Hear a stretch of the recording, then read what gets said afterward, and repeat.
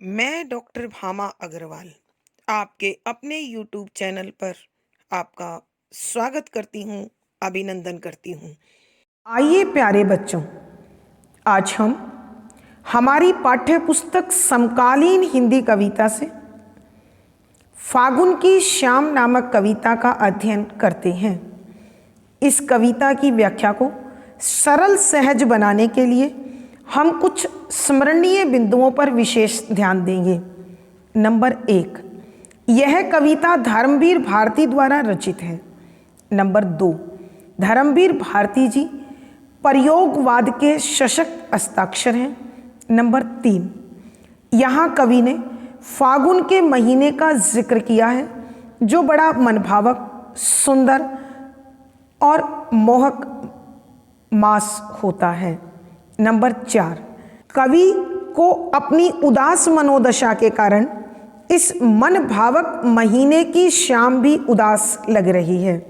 Number 5, यहाँ कवि ने फागुन के महीने और बसंत के प्राकृतिक सौंदर्य और पक्षी जगत का अत्यंत भावपूर्ण चित्रण किया है। नंबर 6, यहाँ घाट की सीढ़ियों पर वन तुलसा का उग जाना, पेड़ों के पत्तों से छनती हुई तोता पंखी धूप, बांसों की हिलती टहनियों द्वारा कवि से बातचीत का अत्यंत सुंदर वर्णन हुआ है। नंबर 7, कवि की प्रेयसी ने कवि को बताया है कि आज उसकी माँ की रामायण की पोथी बछड़े ने चबा ली है और वह अपनी व्यस्तता का बहाना बनाकर उन्हें घाट पर छोड़कर जाने की बात करती है। नंबर 8, नायिका का काई पर फिसल जाना, कवि द्वारा उसका संभालना, कंगन का टूटना और नायिका का नाराज होना आदि घटनाओं का उल्लेख है।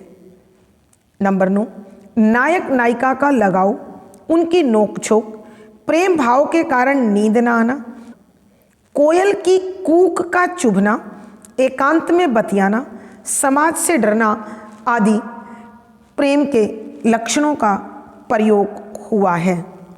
यहाँ कवि ने प्रकृति के उद्दीपन रूप को सरल सहज प्रवाहमयी खड़ी बोली में मुक्तक छंद के साथ प्रकट किया है। आइए बच्चों, अब हम अपने पदों की व्याख्या करते हैं। आइए, पद संख्या 1, घाट के रास्ते उस बंसवट से एक पीली सी चिड़िया, उसका कुछ अच्छा सा नाम है। मुझे पुकारे ताना मारे, भर आए आखड़ियाँ उन्मन, ये फागुन की शाम है। प्रसंग, प्रस्तुत पद हमारी हिंदी की पाठ्य पुस्तक समकालीन हिंदी कविता में संकलित प्रयोगवाद के सशक्त हस्ताक्षर डॉक्टर धर्मवीर भारती द्वारा रचित फागुन की शाम नामक कविता से लिया गया है। संदर्भ, इस कविता में कवि ने प्राकृतिक सौंदर्य का, पक्षी जगत के गुणों का और अपने निजी जीवन की अनुभूतियों को बड़ी सुंदर शब्दावली में और भावों के साथ उकेरा है। यहाँ कवि उस शाम के समय जहाँ वो बैठे हुए हैं और उन पर उस वातावरण का क्या असर पड़ रहा है उसका वर्णन करते हुए लिखते हैं कि व्याख्या, शब्दों के अर्थ आवश्यकता के अनुसार। घाट के रास्ते, वंश बट यानी बट का वृक्ष, एक। यहाँ कविवर धर्मवीर भारती जी अपनी भूली बिसरी यादों का जिक्र कर रहे हैं और वो जब कहीं जाते हैं तो उस रास्ते में उन्हें जो भाव प्राप्त हुए, जो महसूस हुआ, उसका वर्णन करते हुए लिखते हैं कि नदी के घाट के रास्ते पर एक वट का वृक्ष है और उस वृक्ष पर एक पीले रंग की चिड़िया निवास करती है, बैठती है, रहती है। कवि उस चिड़िया का नाम भूल चुके हैं, लेकिन कवि उसके सौंदर्य का वर्णन करने के लिए उसके आकर्षण को व्यक्त करते हुए कहते हैं कि इस चिड़िया का कोई अच्छा सा नाम है, लेकिन इस समय मुझे उसका नाम याद नहीं है। जब वो चिड़िया चहचहाती है, जब वो चिड़िया कलरव करती है, तो कवि को लगता है कि यह कवि को पुकार रही है, और पुकार नहीं रही है बल्कि उस पर व्यंग कर रही है, तंज कस रही है, ताना मार रही है कि अब तुम इस नदी के घाट पर क्यों नहीं आते हो। कवि जब इस बात को महसूस करता है, अनुभूत करता है, भर आए आँखड़ियाँ कि उसकी आँखों में आंसू छलक पड़ते हैं। वह नम आँखों के साथ उदास भाव से, उन्मन उदास, ये फागुन की शाम है, कि उदास भाव से कहता है ये फागुन के महीने की उदास शाम है। अर्थात कवि के मन का सन्नाटा, कवि के मन का सूनापन फागुन की उस सुंदर श्याम के सौंदर्य को भी समाप्त कर देता है। एक बार फिर बच्चों इस पद की हम व्याख्या करते हैं। कवि संभवतः गांव में कहीं भ्रमण कर रहे हैं अथवा नदी के घाट की ओर जा रहे हैं। तो कवि कहते हैं नदी के घाट के इस रास्ते में एक वट का वृक्ष है, और इस वट के वृक्ष पर एक पीले रंग की अत्यंत सुंदर, आकर्षक, अच्छे से नाम वाली चिड़िया रहती है। कवि उसका नाम भूल चुके हैं, लेकिन चिड़िया का सौंदर्य, उसके स्वर की मिठास का वर्णन करने के लिए अच्छा सा नाम कहकर उसे याद करने की कोशिश करते हैं। जब यह चिड़िया कलरव करती है, चहचहाती है, तो कवि को लगता है यह चिड़िया उन पर व्यंग कस रही है, उन्हें पुकार कर उन पर ताना मार रही है। और कवि अपने मन के सूनेपन के कारण, एकांत के कारण, अपने उदास भाव के कारण उनकी आंखें भर आती हैं और वो कहने लगते हैं कि फागुन की यह शाम कितनी उदास है, कितनी बेजान है। अर्थात कवि के कहने का भाव यह है कि उनकी मनोदशा उदास होने के कारण, दुखी होने के कारण उन्हें श्याम का सौंदर्य मन भावक ना लगकर चुभन भरा, घुटन भरा लग रहा है। भावार्थ, कवि के कहने का भाव यह है कि प्रकृति और जैव जगत हमेशा अपने सौंदर्य के साथ होता है, लेकिन मनुष्य अपनी मनोदशा के अनुरूप उसे महसूस करता है, भोगता है, अनुभूत करता है। विशेष यहाँ कवि ने प्राकृतिक सौंदर्य और एक पक्षी की सुंदरता का बड़ा सजीव चित्रण किया है। यहाँ कवि ने प्रकृति के उद्दीपन रूप को उकेरा है। सरल, सहज, साहित्यिक खड़ी बोली का प्रयोग है। शांत रस प्रसाद गुण है। मुक्तक, छंद और संवेदनात्मक शैली का प्रयोग हुआ है। यहाँ अनुप्रास, उपमा, स्वभावोक्ति अलंकार का सुंदर सटीक प्रयोग हुआ है। पद संख्या 2। घाट की सीढ़ी तोड़ फोड़ कर वन तुलसा उग आई, झुरमुट से छनकर जल पर पड़ती सूरज की परछाई, तोता पंखी किरणों में हिलती बांसों की टहनी, यहीं बैठ कहती थी तुमसे सब कहनी अनकहनी, आज खा गया बछड़ा माँ की रामायण की पोथी, अच्छा अब जाने दो मुझको घर में कितना काम है। प्रसंग पूर्ववत।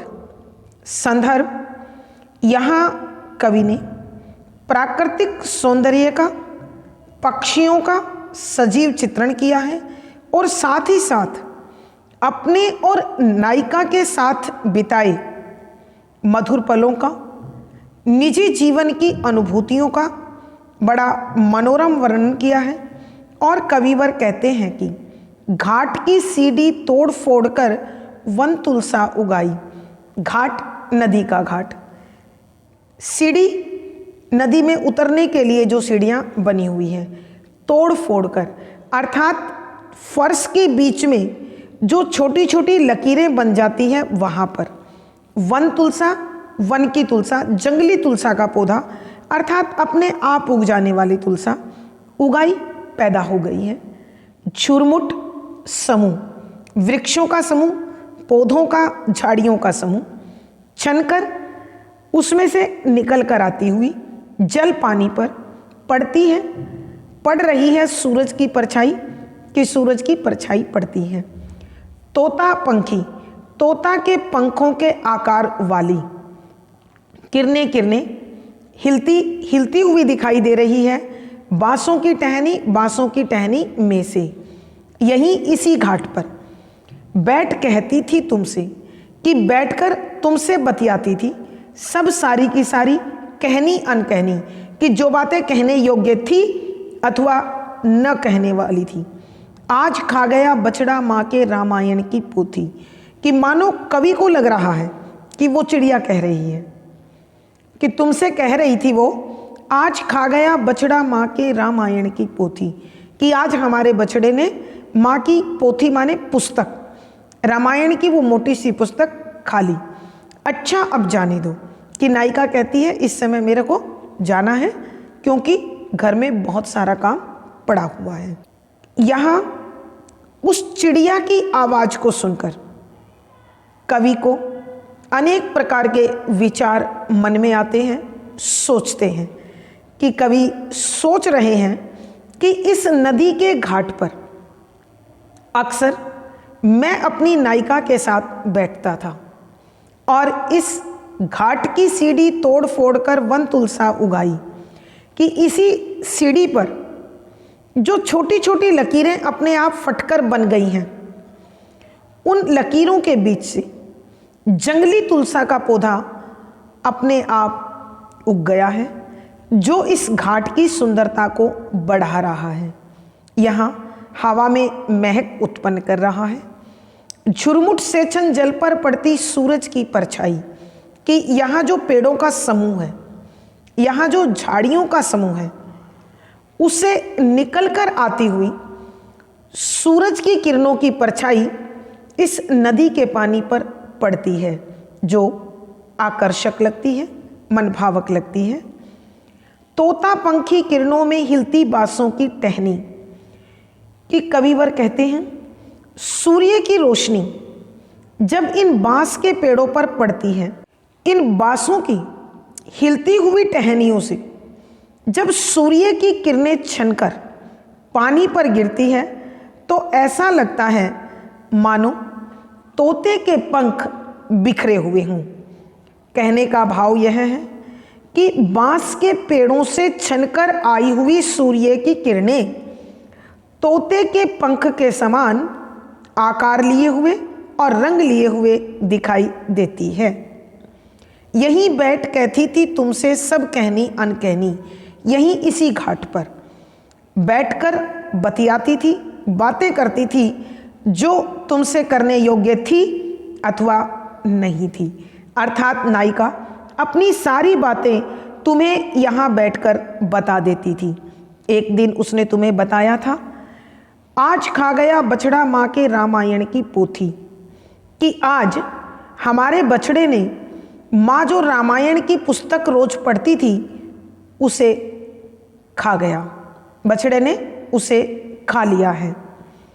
और कहने लगी अच्छा अब जाने दो मुझको घर में कितना काम है, कि अचानक उसे याद आया कि चलो कोई बात नहीं, जो हुआ सो हुआ, लेकिन अब मैं घर चलती हूँ क्योंकि मुझे घर में बहुत सारे काम हैं।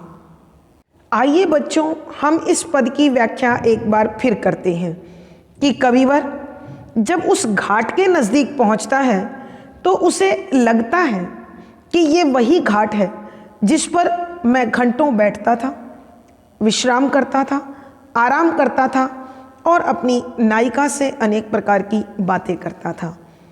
इस घाट की सीढ़ियों पर इन सीढ़ियों को तोड़ फोड़ कर अर्थात इसके बीच की दरारों से एक जंगली तुलसा का पौधा उगाया है, जिसके घाट की सुंदरता बढ़ गई है और हवा में महक शामिल हो गई है। यहाँ झुरमुट से क्षण जल पर पड़ती सूरज की परछाई, कि पेड़ों अथवा झाड़ियों के समूह से छनती हुई सूरज की किरणों की छाया इस जल पर पड़ती है।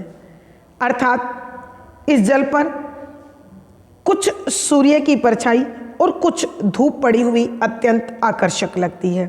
तोता पंखी किरणों में हिलती बांसों की टहनी, कि सूर्य की किरणें बांसों की इन हिलती हुई टहनियों से छनकर जब यहाँ वहाँ पड़ती है, जल पर पड़ती है, तो ऐसा लगता है मानो यह छाया अथवा धूप तोते के पंख का आकार और रंग ग्रहण कर इस नदी की सुंदरता को बढ़ा रही है।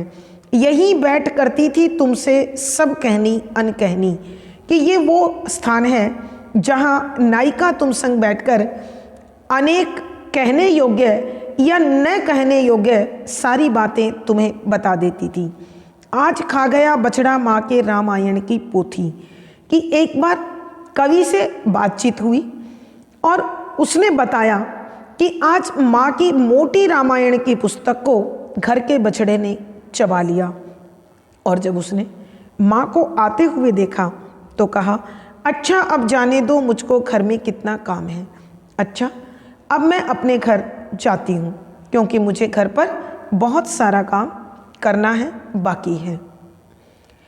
भावार्थ, कवि के कहने का भाव यह है कि इस नदी के घाट के साथ उसकी अनेक यादें, अनेक घटनाएं, अनेक अनुभूतियां जुड़ी हुई हैं। विशेष यहाँ कवि ने प्राकृतिक सौंदर्य का और अपने निजी बातों का बड़ा सुंदर वर्णन किया है। सरल सहज प्रवाहमयी खड़ी बोली का प्रयोग है। प्रकृति के उद्दीपन रूप को बड़े सुंदर तरीके से उकेरा गया है। यहाँ श्रृंगार रस माधुर्य गुण है, मुक्त छंद, गेय शैली और संगीतात्मकता बनी हुई है। यहाँ अनुप्रास, तोड़फोड़, वंतुलसा, पदमैत्री, कहनी अनकहनी, फिर पदमैत्री और स्वरमैत्री, संबोधन, स्मरण, रूपक आदि अलंकारों का सुंदर सटीक प्रयोग हुआ है। पद संख्या 3, इस सीढ़ी पर यहीं जहाँ पर लगी हुई है काई, फिसल पड़ी थी मैं फिर बाहों में कितना शर्माई, यही न तुमने उस दिन तोड़ दिया था मेरा कंगन, यहाँ न आऊँगी अब जाने क्या करने लगता मन, लेकिन तब तो कभी न हम में तुम में पल भर बनती, तुम कहते थे जिसे छां है, मैं कहती थी घाम है। प्रसंग पूर्ववत। संदर्भ, यहाँ कवि ने प्राकृतिक सौंदर्य का, पक्षी जगत के विशेष गुणों का और अपने निजी जीवन में प्रेमिका के साथ बिताए पलों का और उनकी यादों का कवि ने बड़ा सुंदर वर्णन किया है।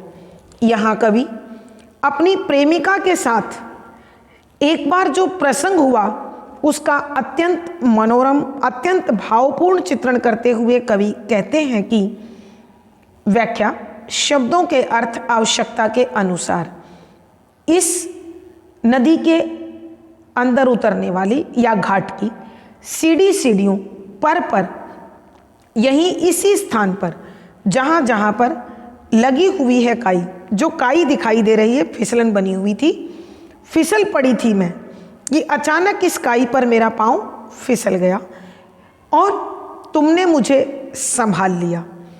फिर बाहों में कितना शर्माई, कि मैं उस समय तुम्हारी बाहों में आकर कितना शर्माई थी, कितनी शर्म महसूस की थी। यही न तुमने उस दिन तोड़ दिया था मेरा कंगन, कि जब तुम मुझे संभालने की कोशिश कर रहे थे तो तुमने मेरे हाथों का कंगन भी तोड़ दिया था। यहाँ न आऊँगी अब, कि आज के बाद मैं इस स्थान पर नहीं आऊँगी। जाने क्या करने लगता मन, कि मन में अनेक प्रकार के विचार उठते हैं। उन विचारों से मैं अब दोबारा सामना नहीं करना चाहती हूँ। तब उस समय कभी भी किसी भी समय हम में तुम में कि मेरे और तुम्हारे बीच में पल भर एक क्षण के लिए भी बनती तालमेल नहीं बनता था, भाव और विचार नहीं मिलते थे। हम दोनों की भावनाएं अलग अलग थी कि ना तो तुम मेरी बातों को, भावनाओं को, विचारों को समझते थे और ना ही मैं तुम्हारी, कि जिसे तुम छाया कहते थे उसे मैं धूप बताती थी। अर्थात हमारे विचारों में जमीन आसमान का अंतर था। यहाँ कविवर अपने उस नायिका के साथ बिताए प्रसंग का वर्णन करते हुए कहते हैं कि इस सीढ़ी पर यहीं जहाँ पर लगी हुई है काई, इस सीढ़ी पर यह जो स्थान जहाँ पर काई जमी हुई है, फिसलन बनी हुई है, इसी फिसलन पर चलते हुए फिसल पड़ी थी मैं। नायिका कहने लगी, इसी फिसलन पर मेरा पाँव फिसल गया और मैं गिर गई, और जब गिरने लगी तो तुमने मुझे थाम लिया, मुझे गिरने से बचा लिया और अपनी बाहों में संभाल लिया। इसलिए फिर बाहों में कितना शर्म आई कि तुम्हारी बाहों में आकर मुझे कितनी शर्म आई, मुझे कितनी लाज आई। यही न तुमने उस दिन तोड़ दिया था मेरा कंगन, कि यही वो स्थान है जहाँ जब तुम मुझे बाहों में उठा रहे थे और मेरे हाथ को पकड़ा तो मेरे हाथ का कंगन टूट गया। यहाँ न आऊँगी अब कि इसके बाद मैं तुम्हारे पास या इस नदी के घाट पर नहीं आऊँगी।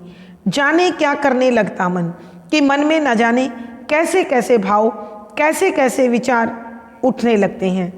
लेकिन तब तो कभी न हम में तुम में पल भर बनती, कि ये वो समय था जब हम एक पल के लिए भी एक दूसरे को समझते नहीं थे, एक दूसरे के विचार और भाव मिलते नहीं थे। न तुम मुझे समझते थे और ना ही तुम मेरे भाव विचारों को समझते थे, ना मैं तुम्हारे भाव और विचारों को समझती थी। उदाहरण के रूप में नायिका कहती है कि तुम जिसे छाया बताते थे मैं उसे धूप बताती थी। अर्थात हम लोगों के विचार और भाव जमीन आसमान के अंतर की भिन्नता रखते थे। आइए बच्चों, एक बार फिर हम इस पद की व्याख्या करते हैं।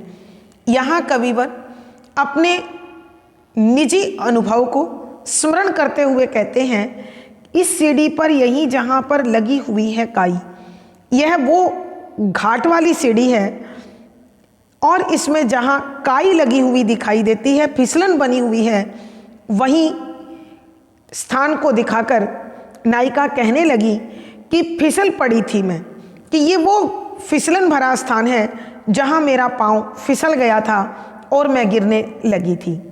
फिर बाहों में कितना शर्माई और गिरने से पहले तुमने मुझे संभाल लिया और मैं तुम्हारी बाहों में आकर बहुत अधिक शर्माई, मुझे बहुत शर्म लाज महसूस हुई।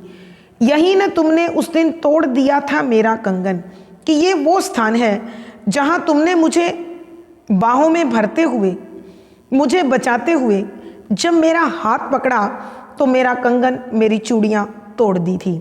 यहाँ न आऊँगी अब कि आज के बाद मैं कभी भी इस नदी की घाट पर, इन सीढ़ियों पर नहीं आऊँगी। क्यों नहीं आऊँगी? जाने क्या करने लगता है मन, कि मन में न जाने कैसे कैसे अलग अलग प्रकार के, भिन्न प्रकार के विचार उठने लगते हैं। इसलिए नायिका आगे कहती है, लेकिन तब तो कभी न हम में तुम में पल भर बनती, कि ये वो समय था जब हम एक पल के लिए भी साथ मिलकर प्रेम से नहीं रहते थे। अर्थात हम में नोक झोंक, हम में आपस में झगड़े होते रहते थे, क्योंकि न तुम मेरी भावनाओं विचारों को समझते थे और न ही मैं तुम्हारी भावनाओं की कद्र करती थी। और नायिका कहती है कि तुम जिसे छाया कहते थे मैं उसे धूप कहती थी। अर्थात नायिका के कहने का भाव यह है कि हम दोनों के विचार और भावों में जमीन आसमान के अंतर जितनी भिन्नता थी। भावार्थ, यहाँ कवि अपने निजी अनुभव का जिक्र करते हुए नायिका के साथ बिताए नोक झोंक के पलों का वर्णन कर रहे हैं। विशेष यहाँ कवि ने अपनी नायिका की यादों को याद करके फागुन की शाम को पुरानी यादों के साथ जोड़ दिया है। नायिका के मनोभावों का बड़ा सुंदर चित्रण हुआ है। सरल सहज प्रवाहमयी खड़ी बोली है। श्रृंगार रस और माधुर्य गुण हैं। मुक्तक छंद गेय शैली और संगीतात्मकता बनी हुई है। यहाँ अनुप्रास, उल्लेख, प्रश्न, संबोधन, उदाहरण आदि अलंकारों का सुंदर सटीक प्रयोग हुआ है। पद संख्या 4। अब तो नींद निगोड़ी सपनों सपनों भटकी डोले, कभी कभी तो बड़े सकारे कोयल ऐसे बोले, जो सोते में किसी विशैली नागिन ने हो काटा, मेरे संग संग अक्सर चौंक चौंक उठता सन्नाटा, पर फिर भी कुछ कभी न जाहिर करती हूँ इस डर से, कहीं न कोई कह दे कुछ ये ऋतु इतनी बदनाम है, ये फागुन की शाम है। प्रसंग पूर्ववत।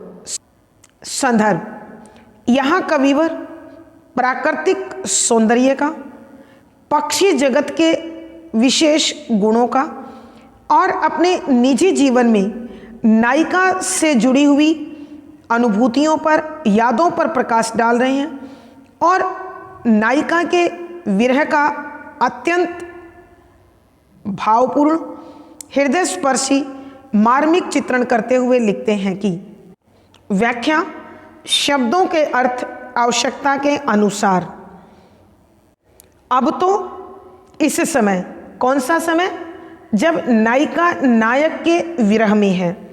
नींद नींद, निगोड़ी अभागी भाग्यहीन, सपनों सपनों की सपनों में ही भटकती रहती है। यहाँ नायक के विरह में तड़पती हुई नायिका कहती है कि अब तो तुम्हारे विरह के कारण मुझे नींद नहीं आती, कि नींद लेना भी एक सपना बन गया है। अर्थात अब मैं सो नहीं पाती हूँ और ऐसा लगता है कि नींद ही खुद सपने ढूंढती फिरती है कि कभी मुझे भी नींद आ जाए। कभी कभी तो बड़े सकारे कोयल ऐसे बोले, कभी कभी किसी दिन बड़े बहुत सकारे सुबह सुबह अर्थात प्रातःकाल की पहली बेला में कोयल कि कभी कभी तो प्रातःकाल की पहली बेला में कोयल इस प्रकार गाती है, इतना मधुर गाती है, वह कूकती है तो ऐसा लगता है जो सोते में किसी विशैली नागिन ने हो काटा। जो जिस प्रकार से मानो सोते सोते हुए में किसी विशैली जहरीली नागिन ने काट लिया हो, कि जब उस कोयल की कूक मेरे कानों में पड़ती है, जब उस कोयल की मिठास भरी आवाज़ मुझे सुनाई देती है, तो ऐसा लगता है मानो मुझ सोती हुई को किसी जहरीली नागिन ने काट लिया हो। अर्थात मेरी नींद भंग हो जाती है, विचारों की तंद्रा टूट जाती है, विचार श्रृंखला टूट जाती है और मन अत्यधिक बेचैन हो जाता है, तड़फ उठता है। मेरे संग संग अक्सर चौंक चौंक उठता सन्नाटा, कि मेरे साथ साथ अक्सर चौंक चौंक हैरान होकर सन्नाटा, शांत वातावरण, सुनसान, कि जो ये वातावरण सुनसान बना हुआ है वह भी मेरे साथ साथ चौंक उठता था, डर जाता था। अर्थात कहने का भाव यह है कि जिस प्रकार उस कोयल की कूक मुझे बेचैन कर देती थी, मेरी शांति को भंग कर देती थी, उसी प्रकार इस सन्नाटे की शांति को भी समाप्त कर देती थी। पर फिर भी कुछ कभी न जाहिर करती हूँ इस डर से कि सब कुछ भोग रही हूँ, परंतु फिर भी कभी भी मैं कुछ अपने जुबां से नहीं कहती हूँ, नहीं प्रकट करती हूँ, क्योंकि मुझे इस बात का डर है कि इस संसार के लोग कहीं मेरी इस बात को सुनकर कुछ और ही अर्थ न लगाएं और मुझे कुछ और ना कह दें, क्योंकि ये रुत इतनी बदनाम है कि ये फागुन के महीने में बसंत ऋतु अत्यंत बदनाम है। अर्थात यह प्रेमी जनों के मन में प्रेम भावना को विकसित करती है और उनके प्रेम को परवान चढ़ा देती है।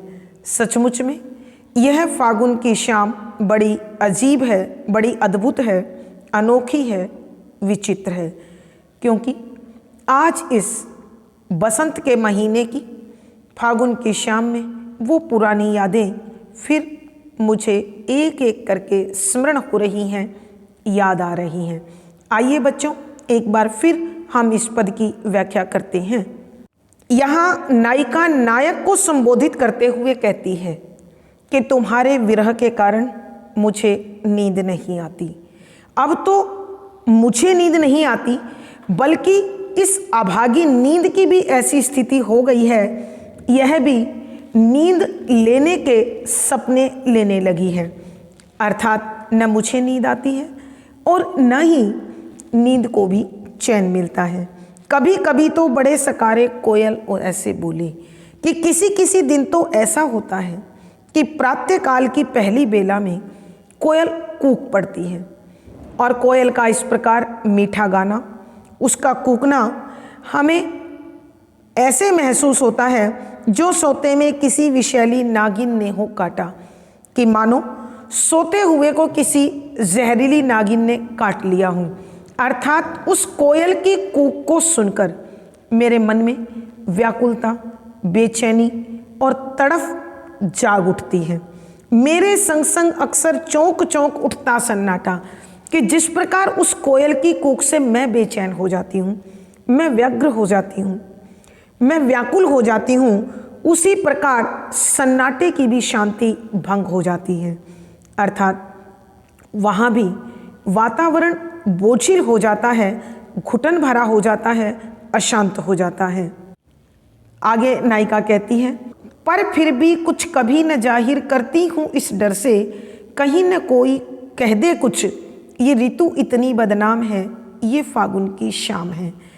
परंतु मैं कभी भी समाज के इस डर से अपने मन के किसी भाव को कहीं प्रकट नहीं करती हूँ, अपनी इस दशा को किसी के सामने नहीं प्रस्तुत करती हूँ, नहीं बताती हूँ, क्योंकि मुझे समाज का डर लगता है कि न जाने कौन मेरी इस बात को सुनकर क्या अर्थ निकाले और क्या कह दे। क्योंकि ये बसंत ऋतु प्रेमी जनों के प्रेम को विकसित करने की, बढ़ाने की ऋतु है, और ये बसंत ऋतु सब जगह बदनाम है। लेकिन ये फागुन की शाम न जाने कैसी विचित्र है, कैसी अद्भुत है, कैसी अनोखी है। आज रह रहकर मुझे अपनी पुरानी बातें स्मरण हो रही हैं और मुझे बेचैन कर रही हैं। भावार्थ, कवि के कहने का भाव यह है कि फागुन के इस मौसम में जहाँ प्रेमीजन अक्सर प्रेम भाव के साथ मिलते हैं और आनंद लेते हैं, वहीं कवि और कवि की नायिका विरह में तड़फ रही है। विशेष यहाँ नायिका के विरह का अत्यंत मर्मस्पर्शी और मार्मिक चित्रण हुआ है। प्रकृति के उद्दीपन रूप को उकेरा गया है। सरल सहज प्रवाहमयी खड़ी बोली का प्रयोग है। कुछ उर्दू के शब्द जैसे जाहिर ने विशेष आकर्षण उत्पन्न कर दिया है। वियोग, श्रृंगार, रस और माधुर्य गुण हैं। मुक्तक छंद, गेय शैली और संगीतात्मकता बनी हुई है। यहाँ अनुप्रास, पुनरुक्ति प्रकाश, उत्प्रेक्षा, स्वाभावोक्ति, कारण आदि अलंकारों का सुंदर सटीक प्रयोग हुआ है। आज की कक्षा में बच्चों इतना ही। अगली वीडियो में फिर मुलाकात होगी। आशा है पढ़ा गया विषय आपको समझ में आया होगा। अपने विचार व भाव कमेंट बॉक्स में लिखें। वीडियो को लाइक करें, शेयर करें और चैनल सब्सक्राइब करें। आपका दिन और जीवन मंगलमय हो, इसी शुभकामना के साथ आभार, धन्यवाद।